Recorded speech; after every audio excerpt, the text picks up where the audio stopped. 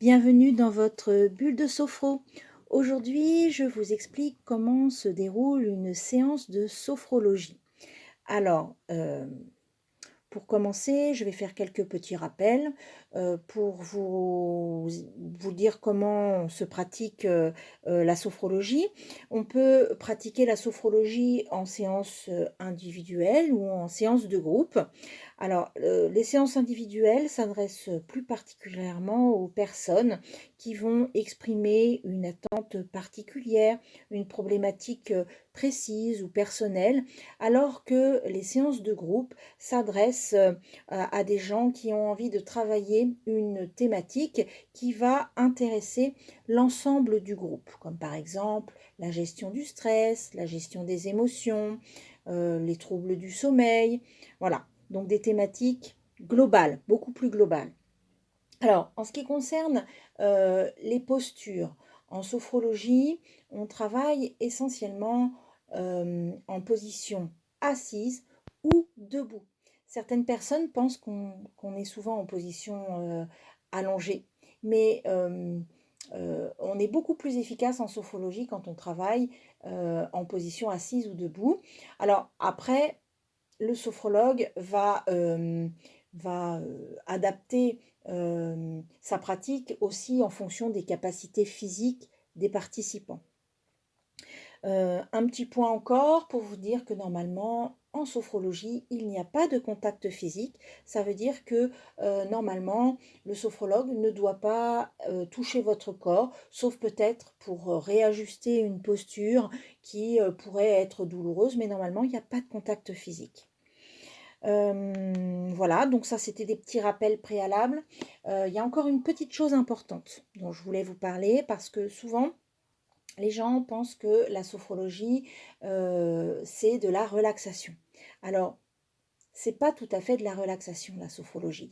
Le but de la sophrologie, ce n'est pas de se détendre. Le but de la sophrologie, c'est d'aller activer vos capacités, les capacités qui sont là, qui sont présentes en vous, mais que depuis longtemps, vous n'avez pas réussi à activer ou vous ne savez plus comment activer. Et le but, c'est d'aller chercher ces capacités et de développer ces capacités. Et pour atteindre cet objectif-là, on va effectivement passer par une étape de détente, de relaxation, de relâchement musculaire pour atteindre nos objectifs. Mais normalement, la sophrologie, ce n'est pas une séance de relaxation à proprement parler. Voilà ce que je voulais vous dire concernant voilà, des petites choses sur la sophrologie. Alors, en ce qui concerne le processus sophrologique en lui-même, chaque séance se déroule sensiblement de la même façon, quel que soit l'objectif travaillé. Le processus sophrologique compte en général 4 étapes sur une séance qui, en général, alors ça peut être très variable, hein, suivant les objectifs, suivant le groupe, suivant plein de choses, mais en général, une séance de sophrologie, ça dure entre 45 minutes et 1h30, suivant les besoins. Et en fait, la première étape, c'est une étape assez courte, puisque c'est l'étape du temps d'accueil. C'est le temps d'accueil, ça dure environ 10-15 minutes, sauf pour la première séance où effectivement ce temps-là va être beaucoup plus long. Mais en fait, le temps d'accueil, c'est un temps d'échange entre le sophrologue et les participants. Alors, à quoi il sert ce temps d'échange? Déjà, il sert beaucoup aux sophronisés pour exprimer les attentes et les besoins que la sophrologie va pouvoir compenser. Le sophrologue, lui, va poser beaucoup de questions sur les situations, les émotions. Il va avoir besoin de clarifier certaines choses.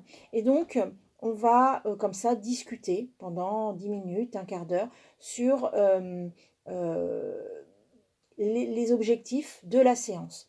Et en fait, au terme de cette première partie, normalement, le sophrologue va avoir identifié les préoccupations du sophronisé et il va pouvoir adapter le contenu de la séance de sophrologie. La deuxième étape de la séance de sophrologie, c'est on commence à rentrer, enfin on rentre dans le processus sophrologique et dans la pratique sophrologique, puisqu'on va proposer aux sophronisés des exercices de relaxation dynamique. Alors, qu'est-ce que c'est la relaxation dynamique? La relaxation dynamique, c'est des exercices qui sont inspirés du yoga et qui vont vous permettre de mettre votre corps en mouvement, en appui avec une respiration contrôlée. Alors ces mouvements auront la particularité d'alterner des phases de contraction, donc de tension, et de relâchement.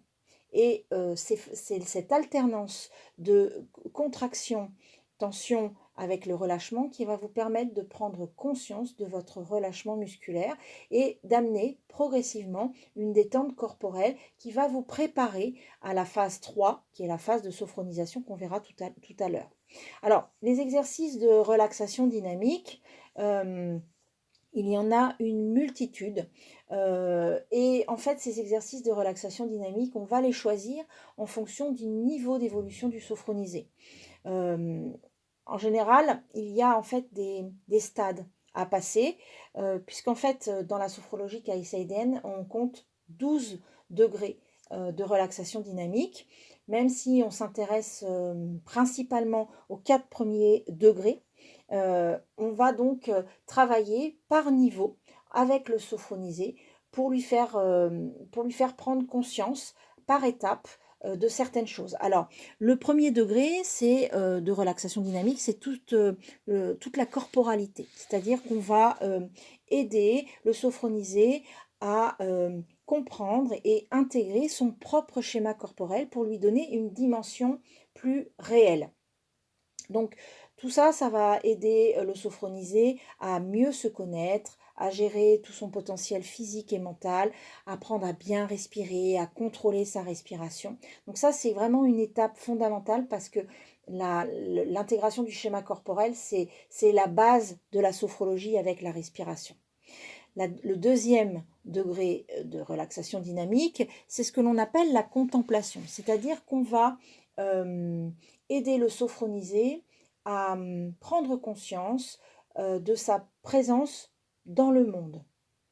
Donc l'idée, c'est d'aider le sophronisé à refaire connaissance avec lui-même. Donc ça, c'est une étape qui est intéressante. Le troisième degré de relaxation dynamique, c'est ce que l'on appelle la phase de méditation. C'est-à-dire que l'on va aider le sophronisé à intégrer de manière progressive que la conscience agit directement sur l'existence et le mode de vie. Que le corps, finalement, il a ses limites, mais que la conscience, elle est illimitée et elle nous permet de réaliser plein de choses. La dernière dimension de la relaxation dynamique, c'est ce que l'on appelle les valeurs existentielles, c'est-à-dire que l'on va progressivement amener le sophronisé à développer son sentiment d'existence et estime de soi. Donc ça veut dire qu'on va intégrer toutes les valeurs du sophronisé qui vont lui permettre d'adapter son mode de vie et d'agir en fonction de ses valeurs. Donc ça, là aussi, c'est une étape intéressante qui vient souvent clôturer la prise en charge et l'accompagnement sophrologique. Voilà pour ce qui est de la relaxation dynamique. Donc juste se souvenir que les exercices de relaxation dynamique, ce sont des exercices inspirés de la technique du yoga, qu'on utilise beaucoup la respiration. Ce sont des techniques qui alternent les contractions et le relâchement musculaire et qui préparent finalement à l'étape de sophronisation, qui est donc la troisième étape. Alors cette troisième étape, donc c'est une étape importante de la séance de sophrologie, puisqu'en fait la sophronisation, c'est une une étape où on va en fait emmener le sophronisé dans un état de conscience modifié que l'on appelle l'état sophroliminal. Alors, ne vous inquiétez pas, quand on parle d'état de conscience modifié, ça, des fois ça fait peur parce qu'on se dit oh là là, on va perdre le contrôle, les gens vont manipuler. Alors, pas du tout, parce qu'en fait, l'état sophroliminal, vous l'expérimentez tous les jours au quotidien, puisqu'il s'agit de cet état un petit peu particulier, et ça je suis sûre que vous l'avez déjà expérimenté, c'est cet état particulier où vous vous réveillez et vous êtes encore entre la, la phase de sommeil et la phase d'éveil. Donc vous n'êtes pas tout à fait, vous n'êtes pas tout à fait éveillé et vous êtes encore un peu dans le sommeil.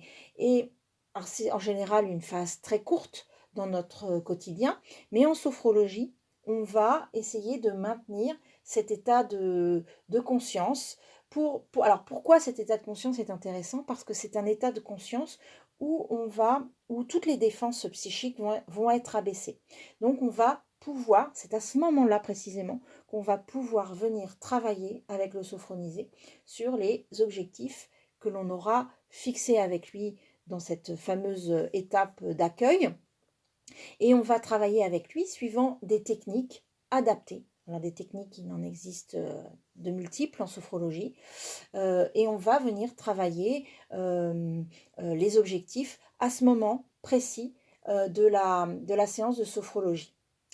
Voilà, je ne rentre pas plus dans les détails parce que il y aurait beaucoup de choses à dire et c'est pas forcément le but d'aujourd'hui parce que le but c'est aussi que au fur et à mesure des ateliers vous puissiez découvrir les exercices de relaxation dynamique, les techniques de sophronisation. Donc on le verra, ça vous allez voir tout au long des ateliers. La dernière étape d'une séance de sophrologie, c'est ce que l'on appelle la désophronisation et la phénodescription. Alors la désophronisation, ça veut dire quoi? Ça veut dire qu'on va ramener le sophronisé à un état de vigilance normal, c'est-à-dire un état de vigilance qui lui permet de continuer ses activités de la journée.